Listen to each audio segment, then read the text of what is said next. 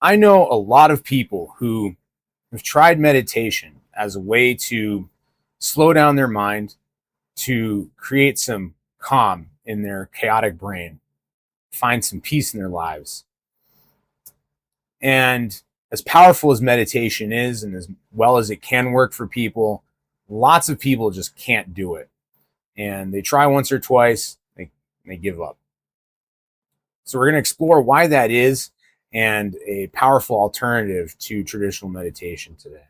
So if you've been around this world of spirituality and new age woo, you have run into many people who will tell you that meditation is the best thing they do every day. And it is a powerful, powerful practice, an ancient one. I meditate quite frequently, as much as an hour a day at various points in my life. But I also know a lot of people who try to meditate and they just can't do it.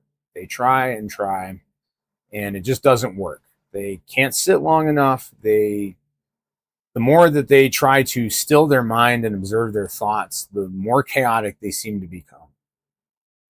And that's really not your fault as the meditator. That is just a symptom of the human brain and modern society. We live in a world where we are more stimulated and overstimulated than we ever have in the history of humanity. We are constantly bombarded with visual, auditory, chemical stimulus everywhere we go, every day. And our brains become addicted to this. And so when we try to remove stimulus and slow things down, it just creates greater panic. And it's really by design, by the powers that be, unfortunately. It's an exploitation of the human mind and its need to have problems to solve. You know, it's just like a dog needing a bone. The dog may not be hungry, but it always needs a bone to chew on. And the mind will just make up problems. If we are too quiet for too long, it will start to create something to solve, so that it continues to feel useful and important. So meditation really is the practice of removing stimuli, sitting and simply being.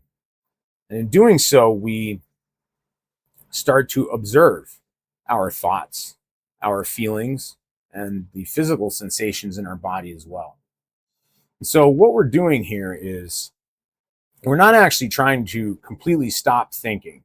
That is essentially impossible if you're a living human being. We are trying to take ourselves out of identity with our thoughts, feelings, and sensations. So typically, when a thought arrives in your mind, you will sort of follow that thought down the road, right? You may have a thought like, "Oh, I need to check the laundry later," and that thought then leads to, "Oh, I hope it's done," and "Wow, it's so hot outside. I don't even want to go out there. Boy, I'd like to get some ice cream later. It's so warm," and so on and so forth. And one thought leads to another, and that's wonderful when all your thoughts are productive and useful and generally happy and joyful. But for so many of us, a lot of those thoughts turn to negative thinking, sometimes even really scary and terrifying thoughts that come from our anxieties, our fears, and the effects of past traumas in our lives. And so that loop of thinking really distracts us and prevents us from achieving even the most immediate goals, like I need to get X or Y done, I got to get this thing done, to our big, more complex goals. I want to make more money, build wealth in my life, find that person that I want to be with for the rest of my life, all those great things. Our mind, as good as it is at solving problems, it can never stop solving problems. It's addicted to problem solving. And so it will start to create problems in our lives when not given anything to work on. So meditation is very powerful. And when we do it, and if we do it regularly and we stick with it long enough, it will start to allow us to be more detached from our thoughts so that we're not following every train of thought. We're not going down the road. with each thought that appears in our mind, but we are observing the thoughts like, oh, hey, that's kind of a negative thought. Where's that coming from? Or, oh, well, that's a joyful thing. I really like that. Let me enjoy that. Um, but we're not at the mercy of this. It's kind of like the difference between throwing yourself into a rapid, whitewater river that's full of, it's moving fast with high water and just getting swept downstream by it uncontrollably, or standing on the shore where you're safe and watching the rapid river flow by you. And that's really the difference. And that's the goal of meditation. But because we're so addicted to stimulus, our brains just can't stop. When we try to quiet and remove all that stimulus, our brains will start making things up and latching onto things. And often the things that it makes up are really these quite terrifying problems and things that aren't real at all and aren't really a threat to us in the moment. And that's why so many of us struggle with meditation. That's why it just doesn't work for a lot of people. Now, I meditate every day and it works very well for me, but before it did, I had to make a lot of huge changes in my life. I had to get rid of a lot of my addictions first to be able to sit for more than even a minute or two with myself. I was a chronic cigarette smoker. I used nicotine for most of my life. And I couldn't go 15, 20 minutes, maybe half an hour without thinking about, oh, I need a cigarette. I need nicotine. I used to smoke up to a pack a day sometimes. And so to sit down for 15 minutes or 30 minutes or even longer and do a proper meditation, even a guided one, is absolutely torturous when your brain is constantly looping through, needing a reward, needing that addictive thing that you're hooked on. I had quite a few of these habits in my life. I had to clear out a lot of these things to meditate. Now, I don't believe that everybody should have to do that just to start making some progress in their life and finding some relief from their loops of thought, their ruminations, their chaotic brains.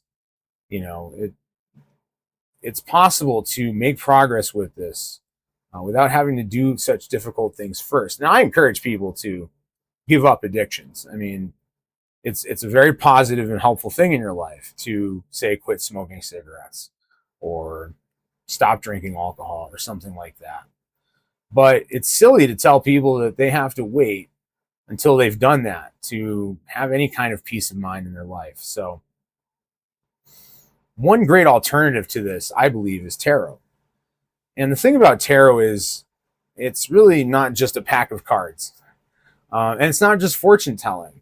Tarot really is a form of meditation, a form of guided meditation that uses imagery and pictures to guide your meditation.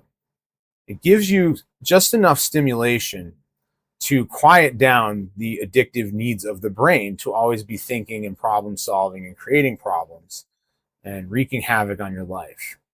It gives it just enough for you to focus on without overstimulating your mind.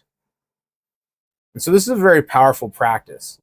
If you've struggled with meditation and you'd like to enjoy those benefits, I highly recommend that you go and buy yourself a pack of tarot cards.